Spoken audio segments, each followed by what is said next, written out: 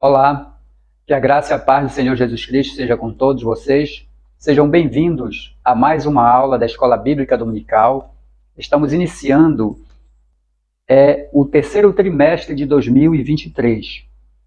E o assunto dessa lição é muito importante. A Igreja de Cristo e o Império do Mal. Como viver neste mundo dominado pelo espírito da Babilônia? Então, é um tema realmente muito interessante e necessário para a Igreja de Jesus Cristo nos últimos tempos, nessa era pós-moderna. E o desafio da nossa lição é ajudar os cristãos, ajudar a Igreja a como viver neste mundo dominado pelo império do espírito da Babilônia. Então, são boas lições que nós vamos estudar, todas elas voltadas para essa área do enfrentamento, né, desses desafios que nós temos enquanto Igreja de Cristo para superar. Se nós quisermos realmente ser servos fiéis ao nosso Deus, nós temos que superar todos esses desafios e aprender a conviver neste mundo dominado pelo espírito da Babilônia. Então, meus irmãos, a primeira lição é a Igreja diante do espírito da Babilônia. E o nosso textuário diz assim: e na sua testa estava escrito o nome, mistério, a grande Babilônia, a mãe das prostituições e abominações da terra. Então a base, o fundamento está em Apocalipse, aqui o nosso textuário é Apocalipse 17, versículo 5, mas é praticamente todo o capítulo 17 e ainda a parte do 18 que nós vamos estar tratando durante esta lição.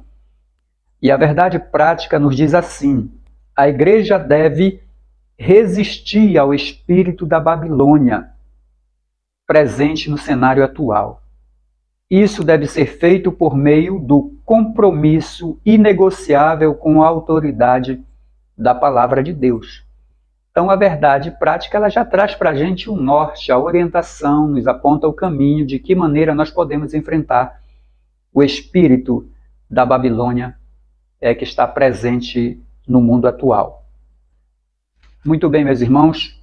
Então, na introdução da nossa lição, nós temos o seguinte. Diz assim: o Apocalipse é a revelação de Jesus Cristo. Está lá no capítulo 1, versículo 1, a parte A. É a revelação de Jesus Cristo, cujo propósito é mostrar as coisas que brevemente devem acontecer. Por ser de natureza escatológica, o livro não é de fácil interpretação, diz o nosso comentarista.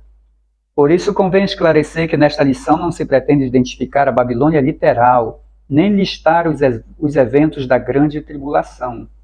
Então, não é esse o propósito da lição. O objetivo, como diz o autor, é alertar a Igreja acerca dos aspectos gerais do espírito da Babilônia presente no cenário global em que vivemos. Então, a intenção é esclarecer quais são os aspectos, componentes desse sistema do espírito da Babilônia vigente no mundo atual e de que maneira nós, enquanto cristãos, servos de Deus, discípulos de Jesus, podemos resistir e superar esses desafios, nos mantendo fiéis ao Senhor nosso Deus. Então, no primeiro tópico, nós já temos a Babilônia e seus significados. Vamos ver então, primeiro, a grande prostituta, e aí eu quero já começar a ler com vocês o texto base dessa nossa aula, que é o capítulo 17 de Apocalipse. Diz assim: e veio um dos 7 anjos que tinham as 7 taças e falou comigo, dizendo-me: vem e mostrar-te-ei a condenação da grande prostituta que está sentada sobre muitas águas. Então, a grande prostituta está aqui no nosso primeiro subtópico. E os seus significados. Diz assim: a personagem é apresentada como a grande meretriz, com a qual os reis da terra se prostituíram. Então, a continuidade do nosso texto, no versículo 2, diz assim: com a qual se prostituíram os reis da terra, e os que habitam na terra se embebedaram com o vinho de sua prostituição. Então, quem é a grande prostituta aí de Apocalipse 17, essa grande meretriz? O comentarista diz que no texto bíblico destacam-se 3 termos gregos para falar dessa característica de prostituição. Ele usa a expressão, ou ele destaca as expressões pornê, que é prostituta, porneu, prostituir-se, e porneia, que é prostituição. Então, continua. Na mensagem dos profetas do Antigo Testamento, essas expressões apontam para a idolatria, isto é, para a prostituição espiritual. Então, percebam, meus irmãos, que a linguagem aqui ela é figurada, ela é simbólica. Nós vamos ver que a palavra, daqui a pouco, para a Babilônia também é simbólica. E aqui a questão da prostituição não é simplesmente essa prostituição, se bem que pode haver também, mas não é isso. A prostituição aqui, como é utilizada no Antigo Testamento, é quando os filhos de Deus ou os filhos dos homens se prostituem, abandonando a Deus e se envolvendo com os outros deuses, deuses pagãos, deuses estranhos, os deuses que não são verdadeiros. Então eles se envolvem com outras crenças e desprezam a crença do verdadeiro Deus. Então, quando eles se afastam de Deus, evidentemente que eles se afastam de todos os princípios estabelecidos pela Bíblia Sagrada, pelos mandamentos, pelos estatutos do Senhor. Então, ao se afastar, ele vai se afastar dos valores, dos princípios, ele vai se afastar da fé, das orientações, dos conselhos de Deus. E aí, evidentemente, que ele vai se promiscuir, ele vai se depravar, ele vai moralmente ficar com a sua visão deturpada e, consequentemente, também com a sua visão espiritual, porque ele vai se corromper moral e espiritualmente. É essa a ideia, quando a Bíblia utiliza essa expressão usado pelos profetas de Deus para falar sobre a nação de Israel, quando fala que Israel se prostituiu, é porque ela se envolveu, se afastou de Deus e se envolveu com outros deuses. Então, aqui também a linguagem lá é figurada para demonstrar que essa prostituição, essa grande prostituta, é porque ela corrompe, ela desvia, ela envolve os reis e envolve as pessoas, as nações, com o pecado, com tudo aquilo que é imoral, que é desrespeitoso, com tudo aquilo que afasta o homem de Deus. Então esse é o sentido, é a prostituição espiritual, conforme a gente encontra no Antigo Testamento. Então, o comentarista fala, em Apocalipse, as muitas águas onde a prostituta se assenta simboliza multidões seduzidas pela idolatria, pelo paganismo e sua oposição à fé cristã. Isto está nos 2 primeiros versículos que nós já vimos. No primeiro ela diz, e veio um dos 7 anjos que tinham as 7 taças e falou comigo, dizendo-me, vem, mostrar-te-ei a condenação da grande prostituta que está assentada sobre muitas águas. Então, ela está assentada sobre muitas águas, e essas muitas águas significam, no versículo 15 nós temos que disse-me, as águas que viste, onde se assenta a prostituta, são povos e multidões, e nações e línguas. Então, essa representatividade, esse simbolismo da grande meretriz sentada sobre as águas, exatamente aqueles que estão dominados por ela, que foram envolvidos, que foram seduzidos pelas suas argumentações, pelas suas concupiscências. Ela envolveu reis, envolveu líderes, envolveu nações, e, enfim, corrompeu muita gente. E essas pessoas estão submetidas, estão influenciadas, estão seduzidas por essa meretriz. Assim, a prostituta é identificada como uma das facetas da imoralidade e do falso sistema religioso representado pelo espírito da Babilônia.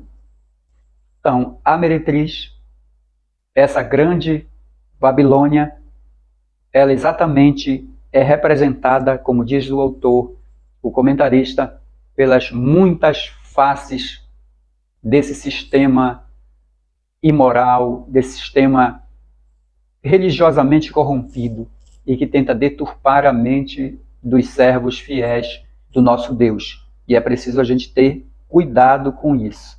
Muito bem, então no número 2 nós temos a mulher e a besta, Escalarta.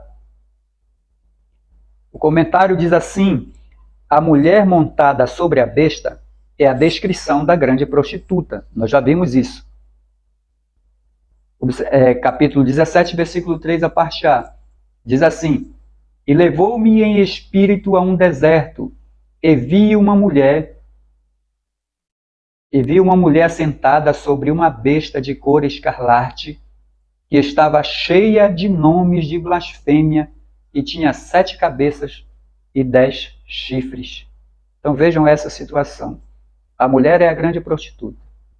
E agora ela está sentada sobre uma besta. É de cor escarlate. E estava cheia de nomes de blasfêmia. E tinha 7 cabeças e 10 chifres. Ela se veste de púrpura e de escarlate. É isso que está na sequência do texto, versículo 4. E a mulher estava vestida de púrpura e de escarlata, adornada com ouro e pedras preciosas e pérolas.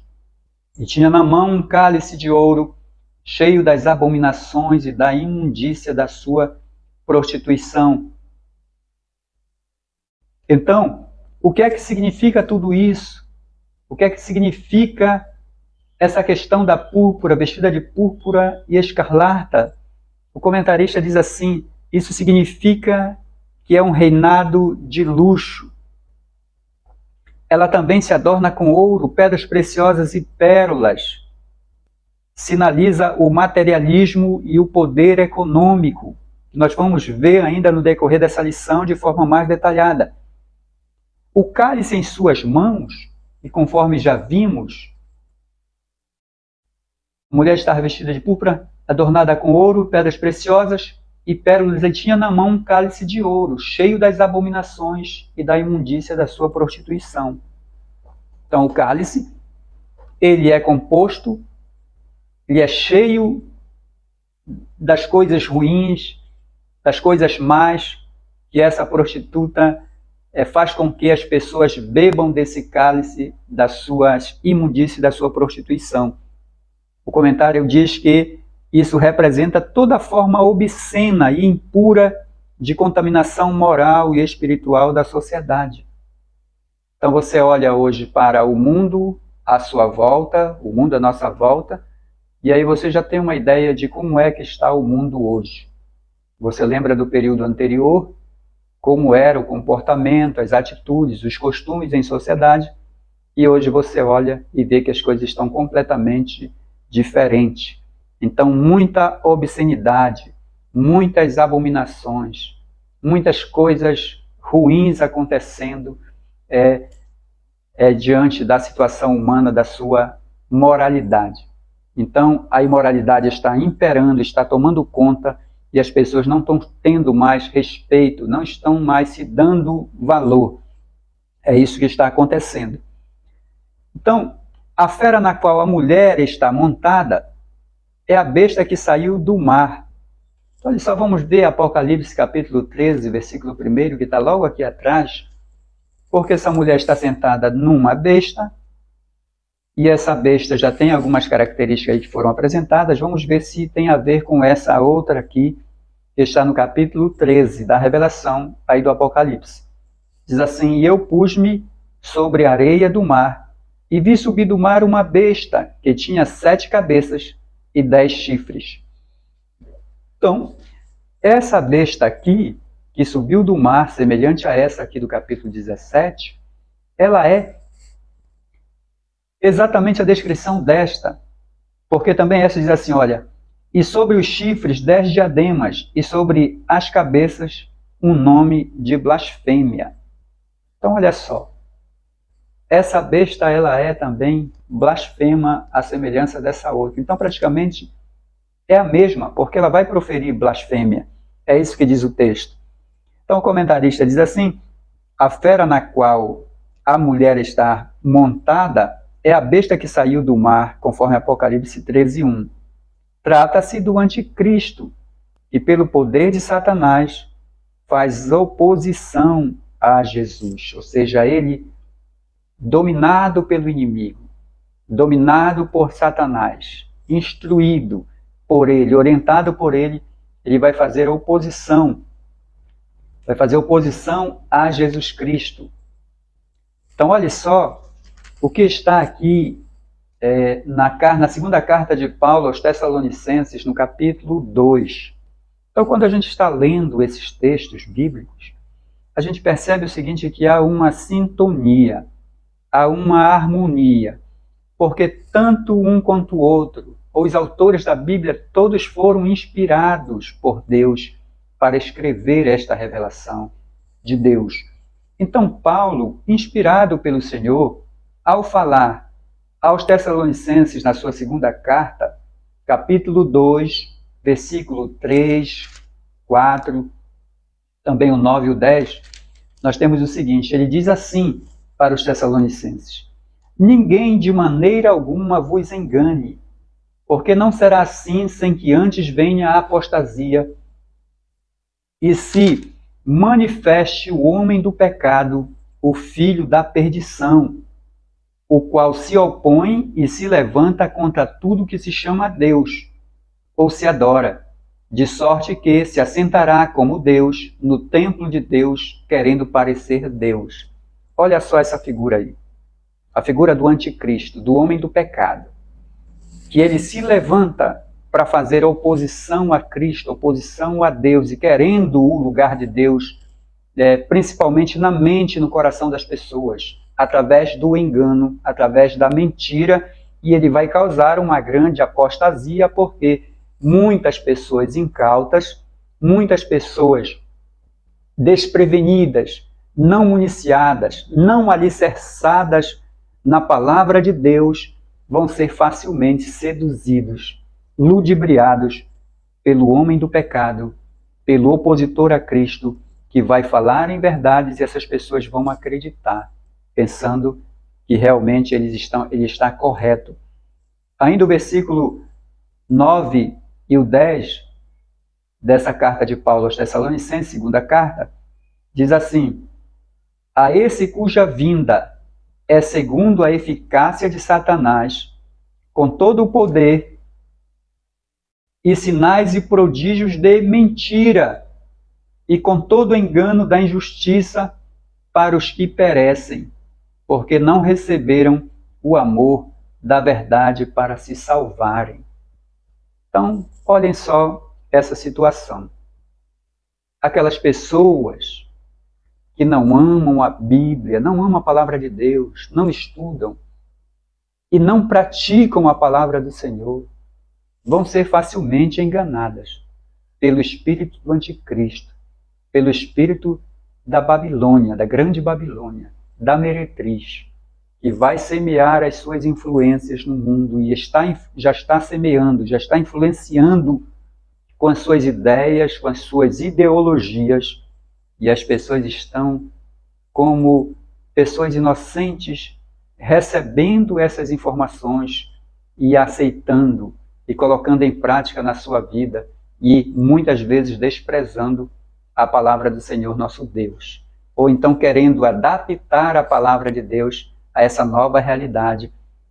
E isso não é possível, como nós vamos ver, porque não há casamento entre a palavra de Deus e essas doutrinas, essas ideias, essas ideologias que na verdade são contrários à moral, à fé e aos costumes cristãos. Não tem como ser compatível.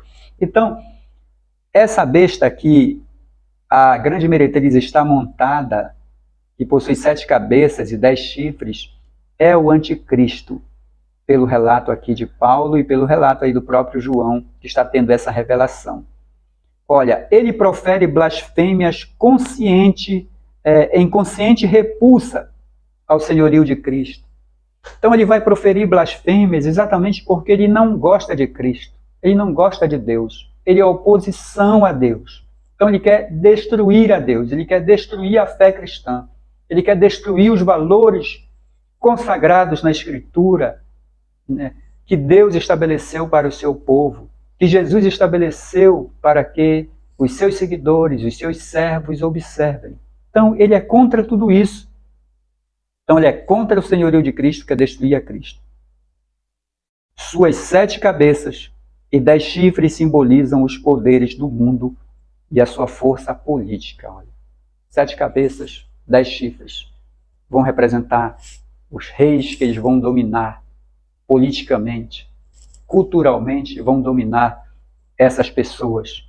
E aí eles vão ter domínio, porque uma vez submetendo, subjugando reis que representam as lideranças políticas mundiais, os grandes organismos internacionais, organizações, que essas ideias, esse poderio vai influenciar.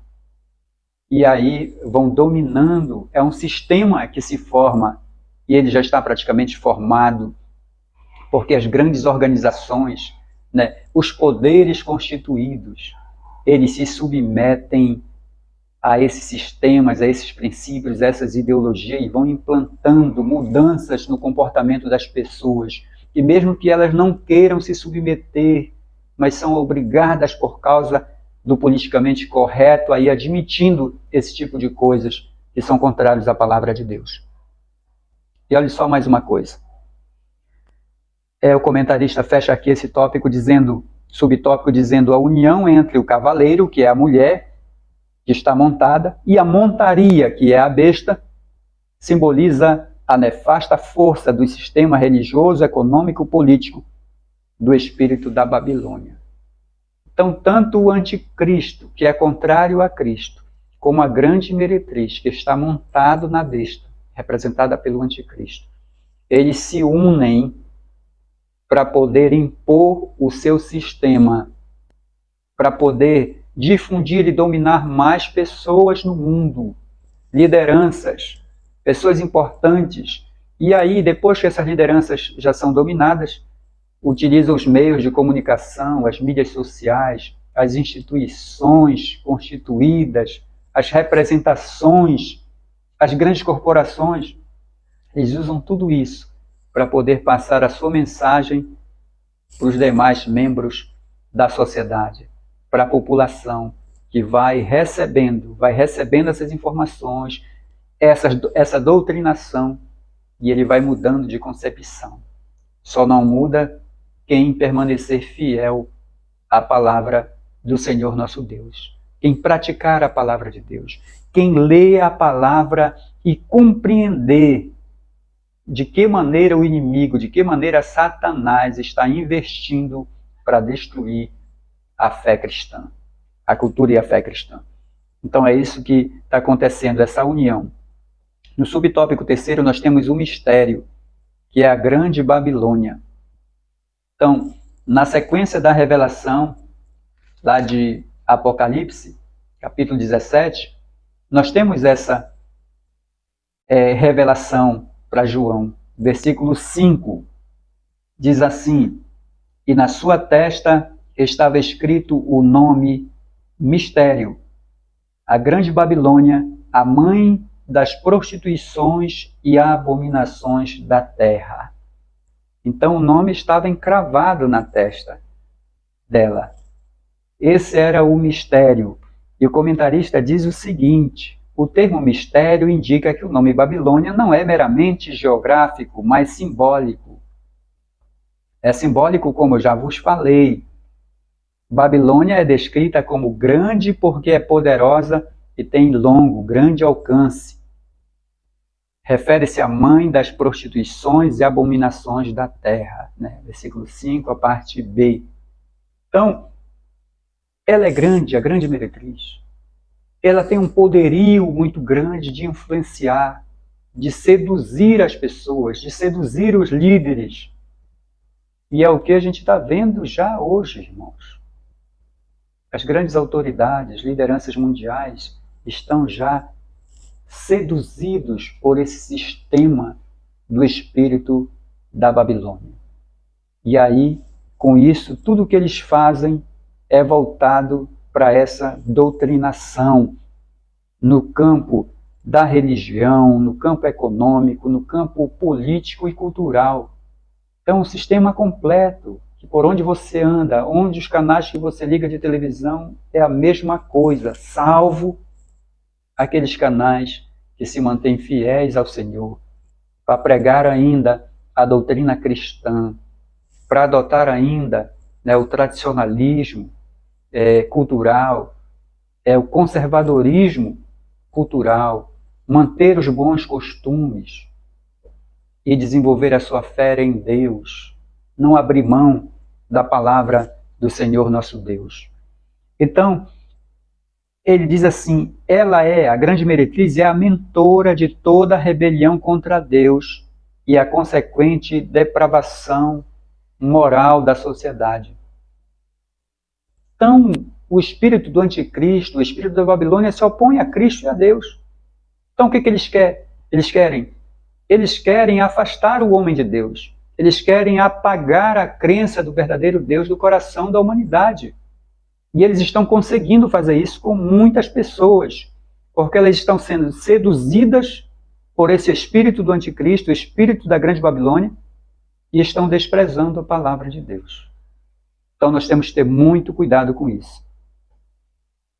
O que mais que a grande Babilônia faz?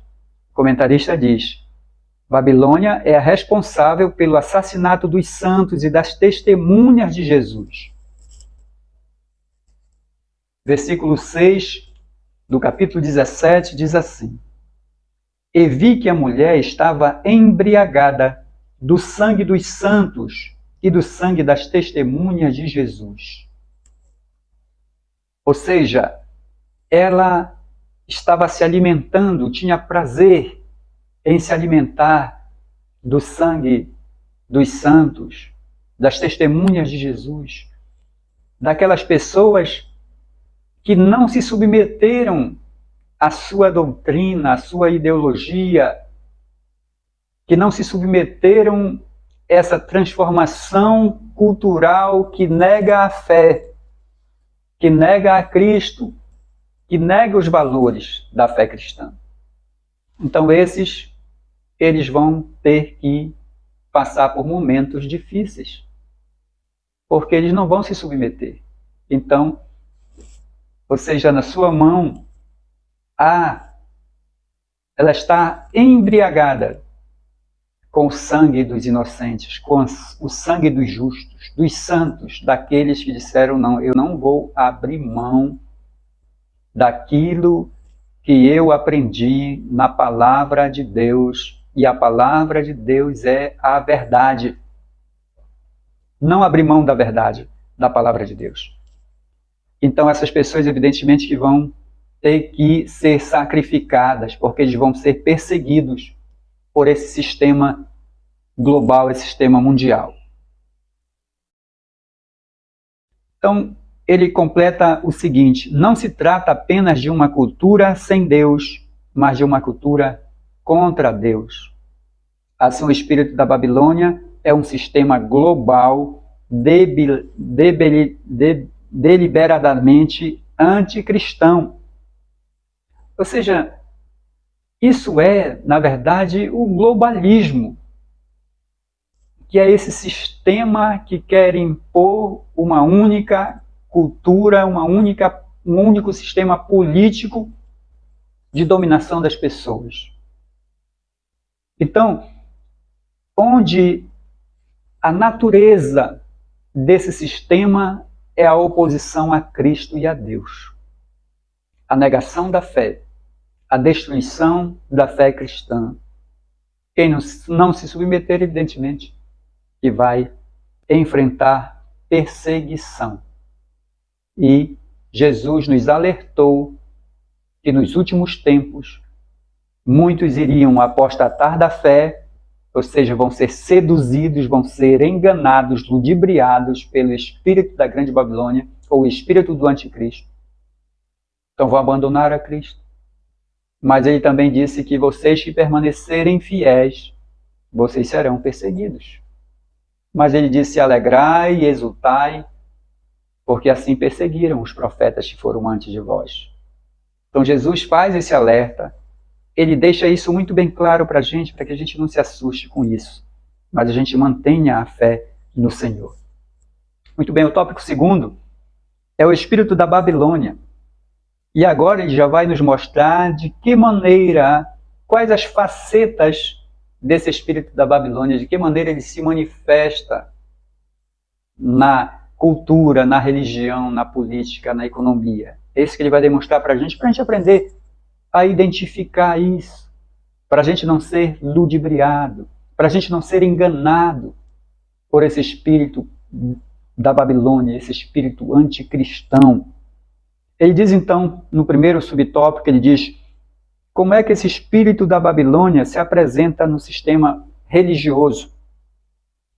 Ele diz: o espírito da Babilônia faz com que as pessoas sejam seduzidas pela prostituição espiritual. Versículo 2 do 17. Com a qual se prostituíram com os reis da terra, e os que habitam na terra se embebedaram com o vinho da sua prostituição. Então não é pouca gente que vai ser enganado, que vai ser seduzido moralmente, espiritualmente, pelo espírito da grande meretriz, pelo espírito da Babilônia. Não tiver preparo, não tiver cuidado, vão ser surrupiados, vão ser tragados por esse espírito da Babilônia.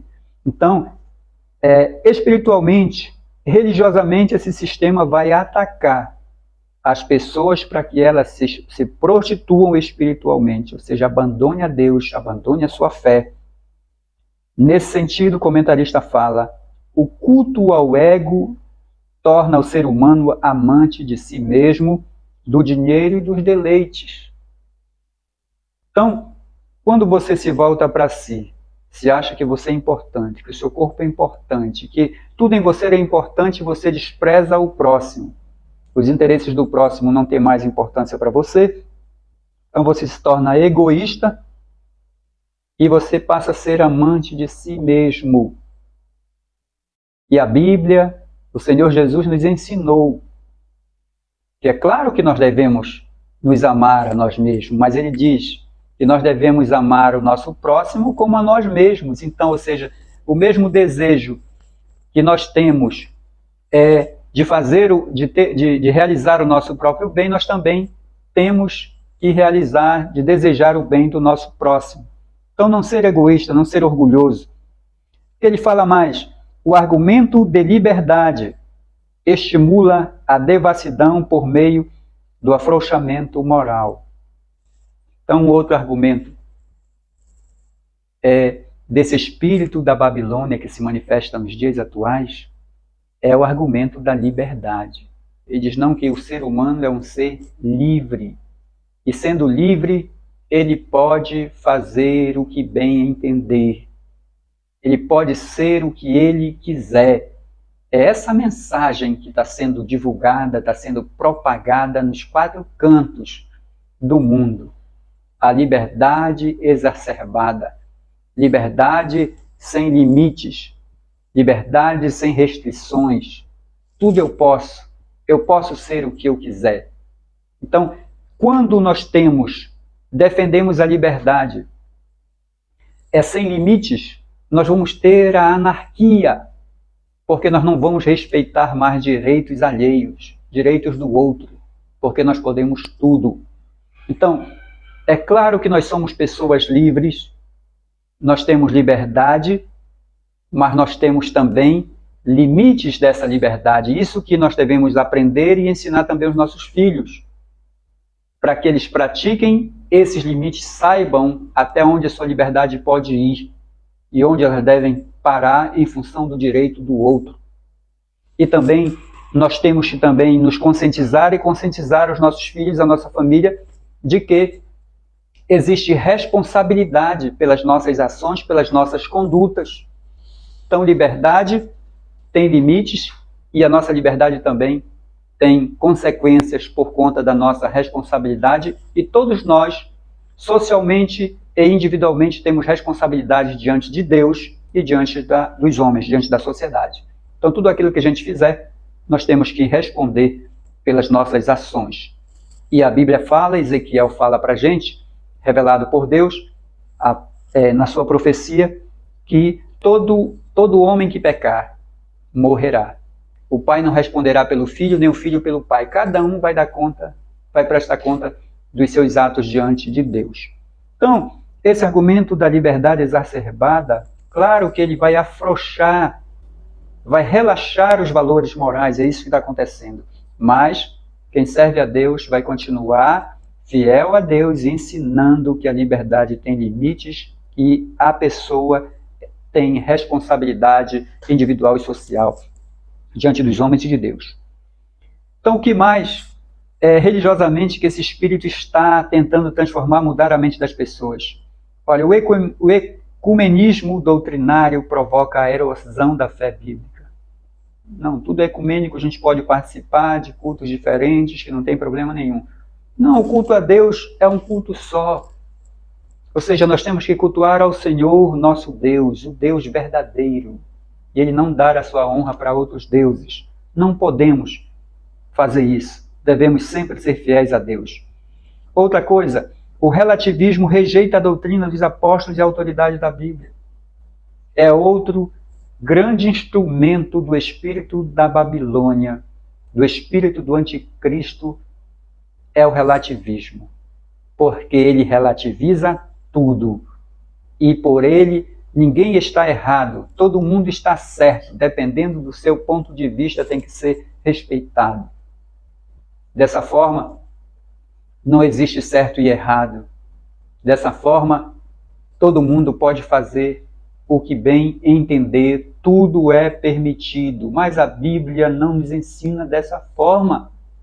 Existe um padrão de conduta ético e moral que o ser humano deve respeitar, deve se comportar em sociedade. E quem não se comportar, evidentemente, vai estar fora desse padrão. Nós não podemos admitir que ninguém possa ter, que trabalhe para ter as suas coisas, e de repente alguém pegue essa sua coisa e leve. E nós não devemos criticar, nós não devemos falar contra. Como? Não dá. É preciso a gente entender que existem coisas que são inegociáveis. Então, nós precisamos ter cuidado. O que mais tem aqui? O humanismo reinterpreta e ressignifica os mandamentos divinos. Ou seja, essa tendência do humanismo, do racionalismo, afastar o homem de Deus. Porque aí você vai levar em consideração apenas os aspectos humanos. Mas quem criou o homem foi Deus. E Ele criou o homem com um propósito. Ou seja, nós temos um propósito. E Deus não nos criou para permanecermos aqui nessa terra. Ele preparou um lugar especial para aqueles que conservam a sua palavra, que fazem a sua vontade aqui na terra. O que mais? O sincretismo mistura o sagrado e o profano. Nós não podemos correr esse risco de misturar as coisas. O que é humano, o que é profano, o que é secular. E o que é religioso, o que é consagrado a Deus é consagrado. Então, é tanto questão do culto quanto a questão da nossa própria vida. A gente tem que servir ao Senhor, adorar ao Senhor e não misturar as coisas. E se afastar daquilo que é abominável aos olhos de Deus. Que prejudica o relacionamento do homem com Deus. Então, dessa forma, o comentarista ele conclui dizendo assim: tudo passa a ser permitido e a verdade é desconstruída. Em consequência disso, a igreja verdadeira é brutalmente perseguida. É assim. O relativismo relativiza tudo, tudo passa a ser permitido, nada passa a ser errado, e aí quem vai contra essas coisas vai ser perseguido. Número 2, ele diz assim: no sistema político e cultural, o que é que acontece? Novamente vai acontecer isso. O espírito da Babilônia exerce forte influência na política e na cultura. Pautas progressistas de inversão de valores são impostos em afronta à cultura cristã. E é isso que nós estamos vendo todo dia nos meios de comunicação e também dentro dos processos legislativos. As leis estão sendo mudadas e elas sempre estão mudando para flexibilizar os valores morais e cristãos. E muitas vezes até invertendo, porque a pauta progressista que vem cada vez mais afrontando, deturpando, desvalorizando a fé cristã, é no momento em que a gente se opõe, a gente fala alguma coisa que contraria essa pauta, as pessoas são taxadas de fundamentalistas, são taxados de negacionistas. E aí começa então uma avalanche de coisas. Não é incomum a gente ver de vez em quando alguém sendo levado preso, sendo levado adiante das autoridades por causa de alguma fala, por conta dele ter desrespeitado o politicamente correto e ter falado a verdade. E aí vai ter transtorno, porque essas pessoas vão ser perseguidas se não atuarem de acordo com essa pressão do politicamente correto. Ou seja, você acaba tendo que falar as coisas porque a pressão é muito grande e você não pode mais falar abertamente sobre a verdade ou as verdades cristãs.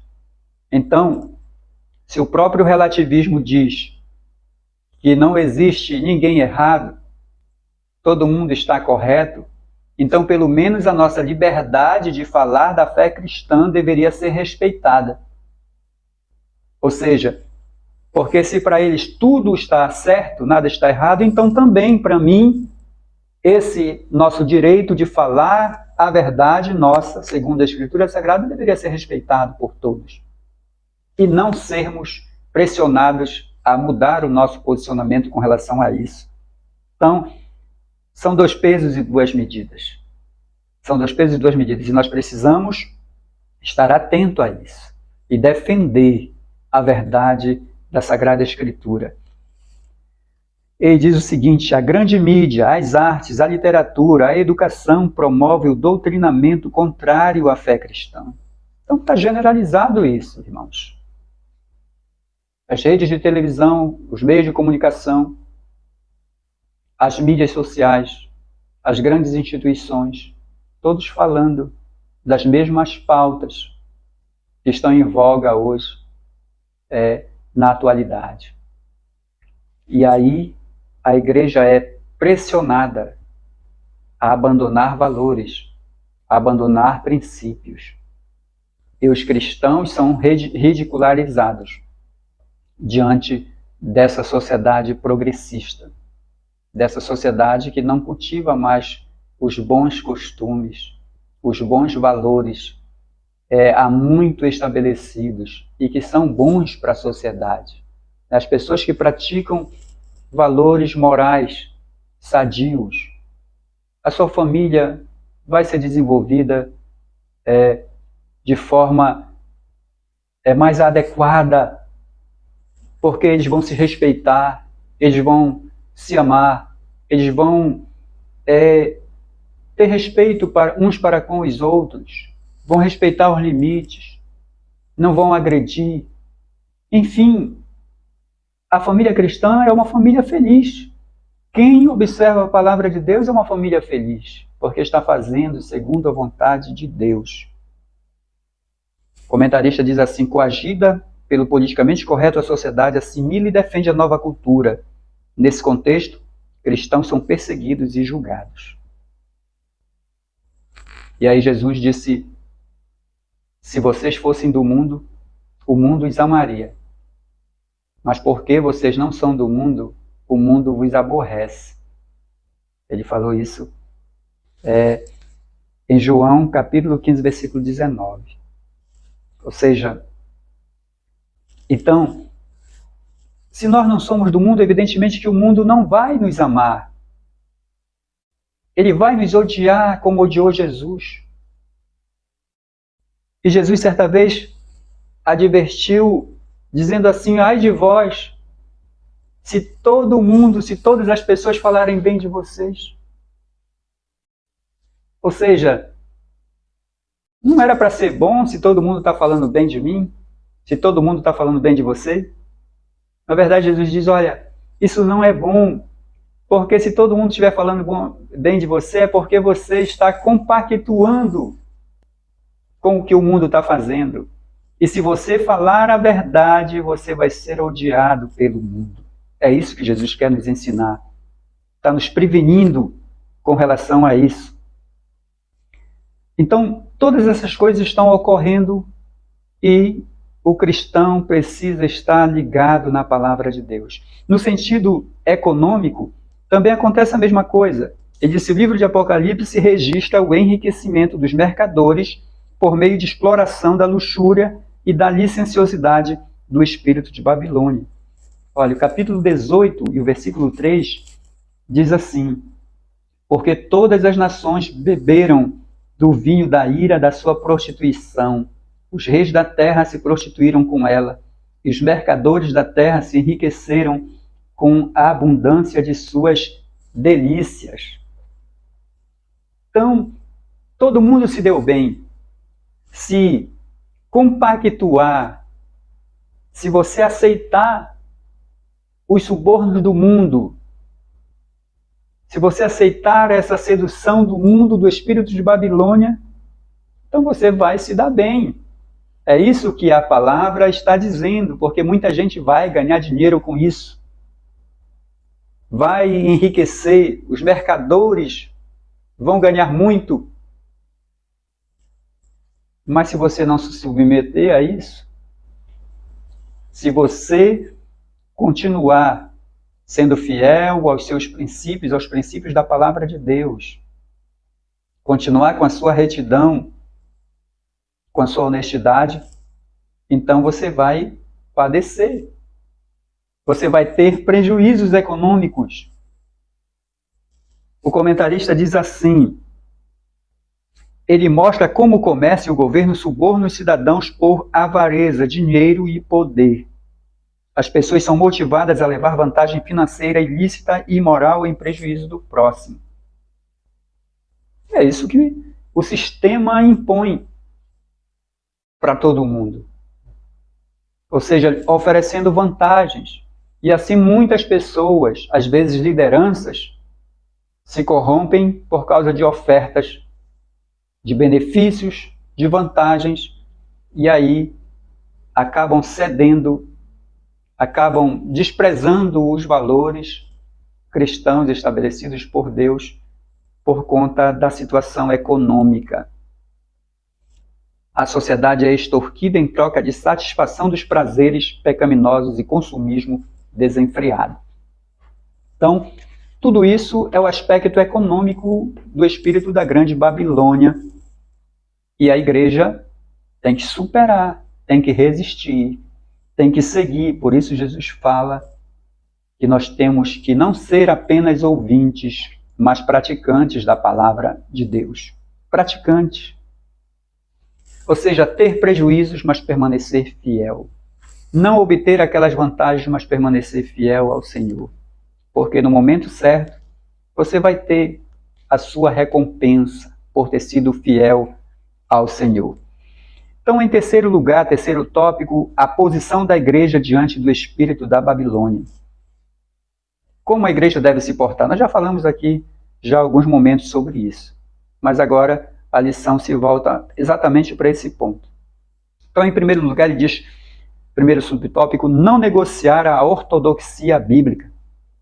A palavra ortodoxia vem do grego ortos, que significa correto, e a expressão doxa, do verbo tokel, com o sentido de crer, de doutrina. Então, a junção dos termos traz a ideia de crença correta, doutrina correta. Então, nesse aspecto que a lição está nos orientando a não negociar a ortodoxia bíblica, a gente não abrir mão da palavra de Deus, dos ensinos de Jesus, dos ensinos do Senhor nosso Deus a respeito da nossa vida, do nosso comportamento aqui na terra, diante dos homens. Então ele diz, nesse aspecto, a ortodoxia cristã tem a Bíblia Sagrada como suprema e inquestionável árbitra em matéria de fé e prática. Por conseguinte, a Igreja precisa reafirmar a verdade bíblica como valor universal e imutável. Ele cita aqui o Salmo 100, versículo 5, que diz, porque o Senhor é bom e a sua misericórdia, porque eterna é a sua misericórdia, e a sua verdade se estende de geração em geração. Então a verdade de Deus, ela é permanente. Ela não é temporária. Ela não é algo relativo. Não. Ela é absoluta.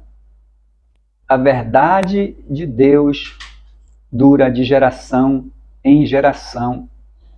E Mateus 24, 35, o Senhor diz, o céu e a terra passarão, mas as minhas palavras não hão de passar. Ela permanece. Ela é perene. Então não muda, porque mudaram as pessoas. Ela vai sempre falar a verdade. Ela sempre vai dizer que a salvação é através de Cristo Jesus, através da nossa fé no sacrifício que Ele fez na cruz do Calvário. E a gente deve manter os valores cristãos. Então o comentarista prossegue e diz, assim, por meio do estudo bíblico, sistemático e doutrinário, torna-se possível capacitar o crente para enfrentar o espírito da Babilônia e suas ideologias contrárias aos valores absolutos da fé cristã.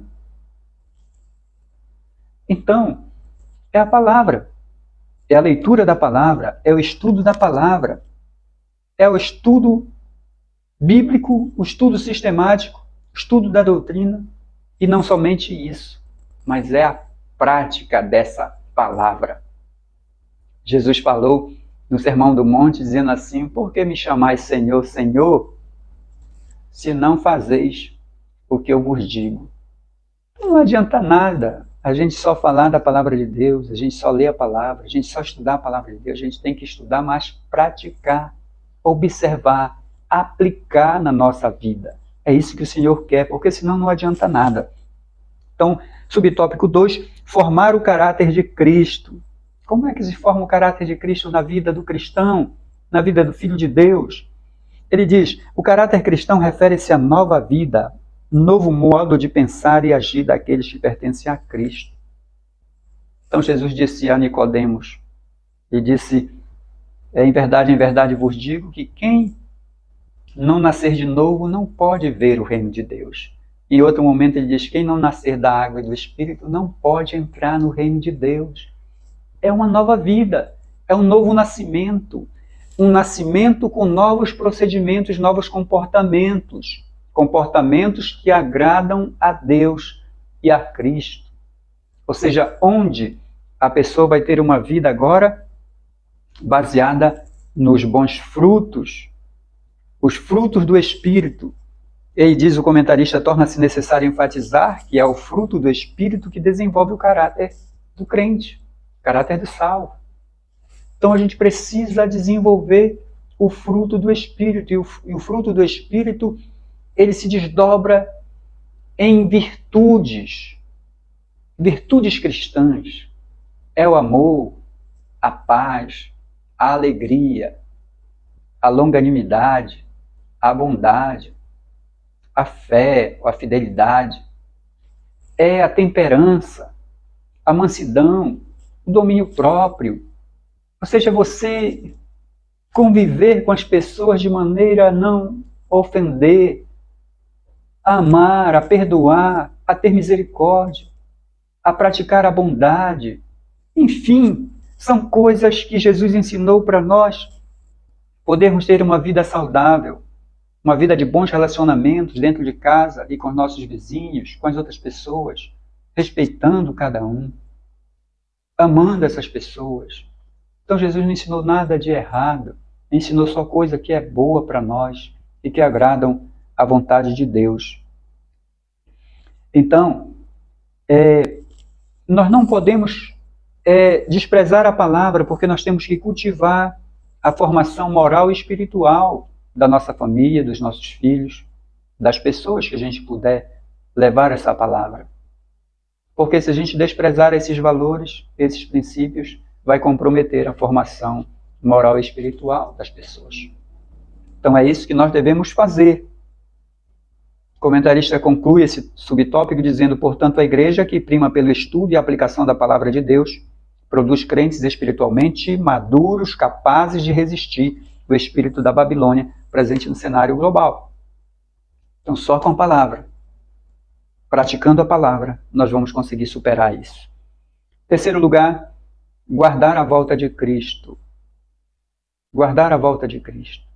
Vai ser difícil esses momentos que nós vamos enfrentar, mas existe uma promessa abençoada para nós.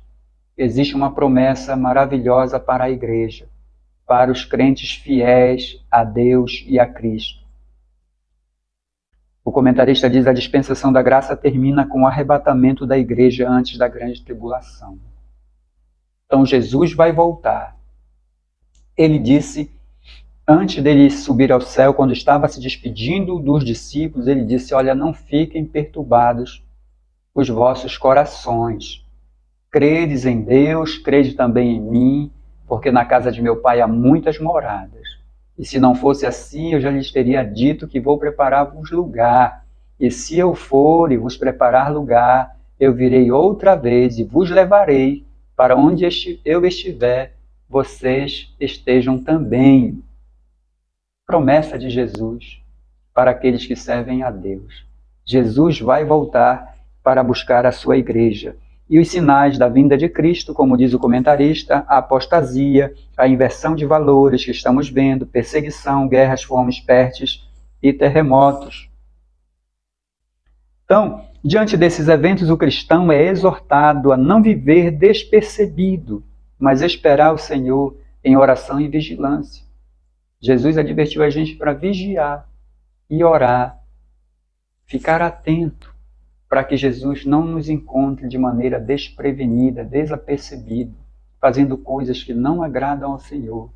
Vamos manter a nossa fé firmes, a esperança acesa em Cristo, porque aconteça o que acontecer, nós estamos alicerçados na rocha que é Jesus, e Ele se agrada porque você está cumprindo a sua palavra e tem um lugar preparado no céu para você. Então nós temos que resistir esse espírito da Babilônia. Diz mais o comentarista, ainda requer-se do salvo, enquanto aguarda a bendita esperança, a renúncia à impiedade, às paixões mundanas e a viver neste presente século uma vida de autodomínio, integridade e santidade, conforme a Bíblia nos orienta. E por último, meus irmãos, por último, o conselho do próprio Senhor dado aos fiéis com relação ao espírito da Babilônia, que, como já vimos, a profecia demonstra que muita gente vai ser tragado por esse espírito dominador, por esse espírito de prostituição espiritual e moral. Mas capítulo 18, versículo 4, diz assim, e ouvi outra voz do céu que dizia, sai dela, povo meu, para que não sejas participante dos seus pecados e para que não incorra nas suas pragas.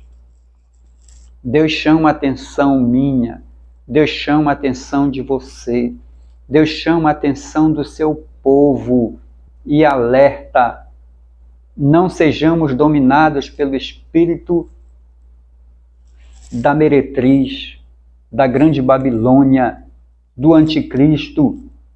Mas ele diz, olha, ouvi outra vez a voz do céu que dizia, sai dela, povo meu, para que não sejas participante dos seus pecados e para que não incorra nas suas pragas. Então Deus está dando alerta para nós. não nos envolvamos, não nos deixemos ludibriar, enganar por esse espírito que impera no mundo, mas que permaneçamos fiéis ao Senhor, porque Ele voltará e vai nos buscar. E na sequência do texto de Apocalipse, ele fala da queda da grande meretriz, ele fala da queda da besta do anticristo, ele fala da queda e da prisão de Satanás, e ele fala da honra e da glória da igreja que vai triunfar ao lado de Deus. Então, se aqui a gente vai passar ou pode passar por apertos diante disso, não se preocupe, porque a palavra de Deus é fiel, ela não falha, e ela já nos disse que nós vamos ser vencedores com Cristo Jesus. Que Deus em Cristo nos abençoe, meus irmãos, e nos dê força, coragem e a firme esperança de continuarmos seguindo a vontade de Deus aqui na terra até que Ele venha. Em nome de Jesus. Amém.